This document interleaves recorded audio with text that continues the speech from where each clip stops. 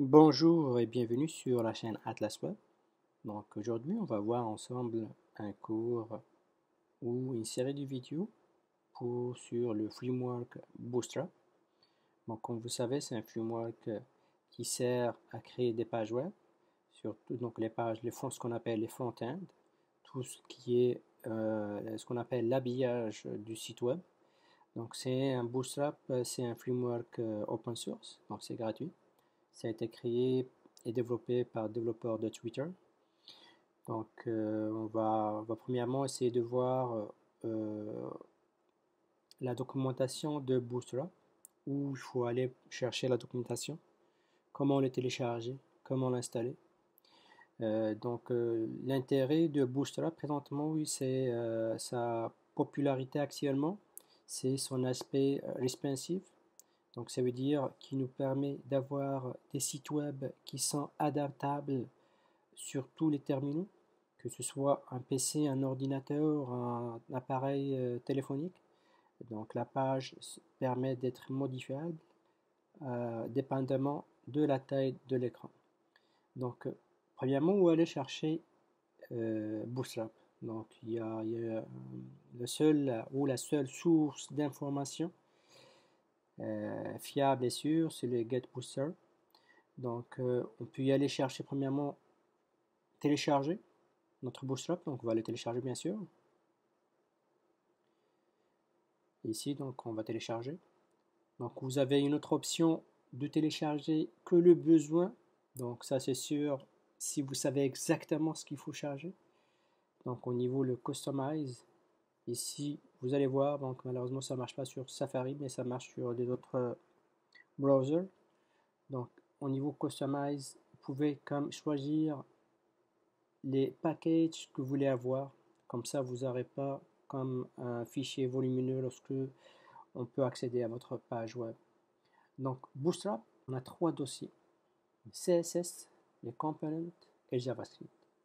Donc, CSS, donc lui, ça, il y a plusieurs utilités. La première, qui est plus un peu la première, et la première chose à faire lorsqu'on va commencer à programmer avec Bootstrap, c'est créer ce qu'on appelle notre grid system. C'est le grid system. Donc le grid, c'est un ensemble de colonnes et de lignes qu'on va avoir sur notre page. Donc il y a plusieurs utilités d'avoir dans le CSS ici. Donc par exemple, il y a le code inline, il y a les tables. Donc vous voyez ici des exemples qu'on peut utiliser dans notre page web.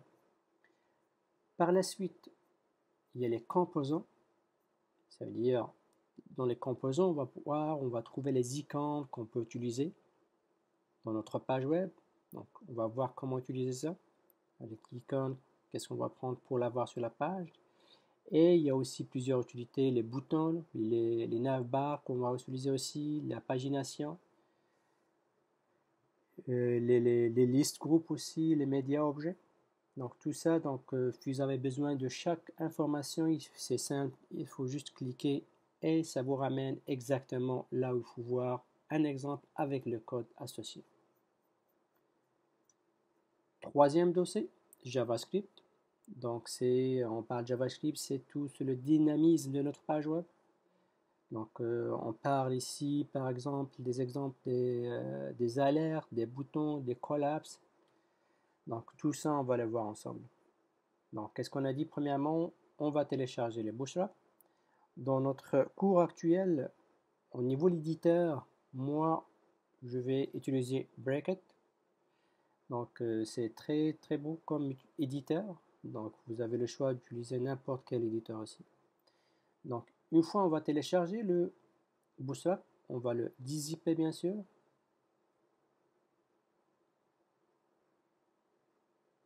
Et comme on a vu tout à l'heure, on a trouvé les trois fichiers.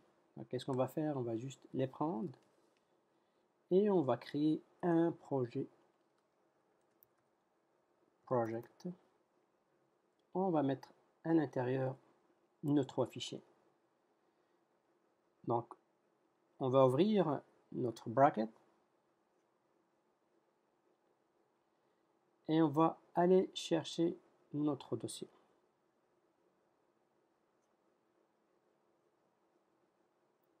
À l'intérieur, on va créer notre fichier index.html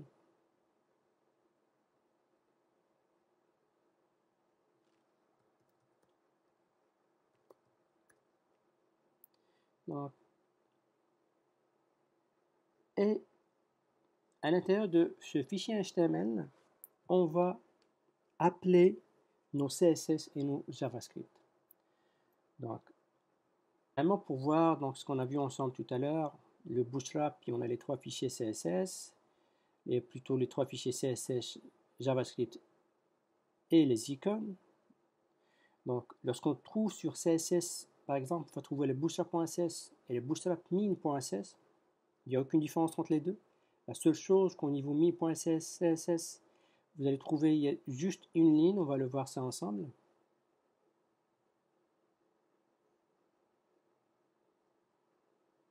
Bootstrap.min.css, vous avez ici, c'est juste une ligne. Donc, il n'y a pas de ligne, il n'y a pas de commentaire, il n'y a rien. Donc, ça permet d'avoir un fichier moins volumineux. Alors que Bootstrap.css, c'est le style de CSS qu'on connaît, avec des commentaires, avec un saut de ligne. Donc, au niveau de, premièrement, la chose à première faire, c'est d'avoir le doctype. Donc, on va juste le prendre et le mettre dans notre page index.html. Et à l'intérieur de notre balise HTML, donc on peut écrire les balises standards d'un fichier HTML, donc le body et le head. Comme vous voyez, c'est vraiment fluide de travailler avec ce éditeur. À l'intérieur du head, donc on a besoin d'appeler nos fichiers CSS. Donc, et avant d'appeler les fichiers CSS, qu'est-ce qu'il y a au niveau de Bootstrap? Bootstrap, ça permet d'avoir ce qu'on appelle une navigation conviviale avec les mobiles. Donc, pour avoir cette navigation, ça veut dire une navigation qui nous permet faire des zooms, il faut ajouter ce méta. Le méta, on va l'ajouter au début de notre head. Donc, moi, je vais prendre tout le code ici.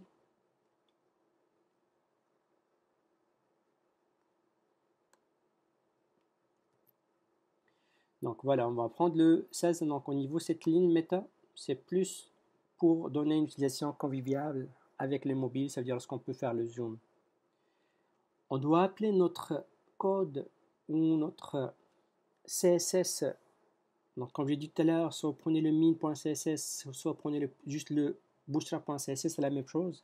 C'est juste, lorsqu'on essaie de développer, on va aller avec le bootstrap.css au cas où on a besoin de voir une information. Et au niveau production, parce que vu on est déjà en production, donc on n'a pas besoin de chercher une information, on va mettre le min.css, donc c'est la même chose. Et on va créer aussi notre style.css, donc un dossier, on va ajouter nos styles à nous. Et il y a les deux autres scripts à ajouter, donc le script de JavaScript et le script de jQuery. Donc moi je vais prendre tout, comme ça je ne vais pas me tromper.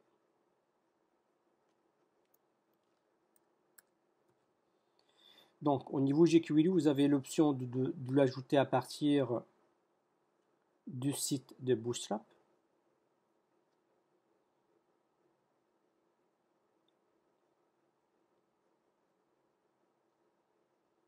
C'est ici. Ou d'aller sur jQuery et avoir la ligne à partir de jQuery. Donc soit vous téléchargez le jQuery ou vous utilisez le CDN. Donc c'est à vous de voir. Il n'y a aucune différence. Donc voilà pour l'installation de Bootstrap. Si par exemple on aimerait faire un test, on va juste ajouter une balise H2 par exemple, on va marquer page web, sauvegarde, on va essayer de la voir. Donc c'est la page web, on va essayer de voir afficher l'inspecteur et voir si on a bien téléchargé nos JavaScript et nos CSS. Comme vous voyez ici, ils sont bien reliés JS, le jQuery et le CSS, ça veut dire l'importation était bien faite. On a la page web ici, donc vous pouvez utiliser, moi j'utilise ici le Safari, il y en a sur Chrome aussi, pour Chrome aussi. Donc le padding, le border et le margin. Donc au niveau de la page, pour cette première vidéo, je vais juste ajouter quelque chose d'autre. Au niveau de Bootstrap, pour créer un site, créer le body de Bootstrap, donc on a besoin, comme vous voyez ici, j'ai créé juste une balise, ou plutôt une balise H2. Donc vous voyez que l'écriture, elle est collée à l'extrémité de la page. Bootstrap ne permet pas ça. Donc on est obligé de passer par des containers. À l'intérieur des containers, on va ajouter ce qu'on appelle des lignes et des colonnes. Donc si par exemple, on va prendre le container, on va l'ajouter.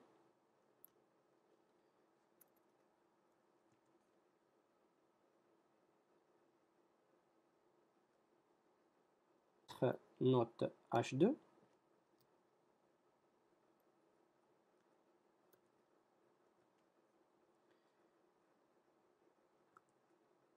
Donc vous voyez que au niveau de la page, le container, ça permet d'avoir des extrémités, des margines au niveau de la page.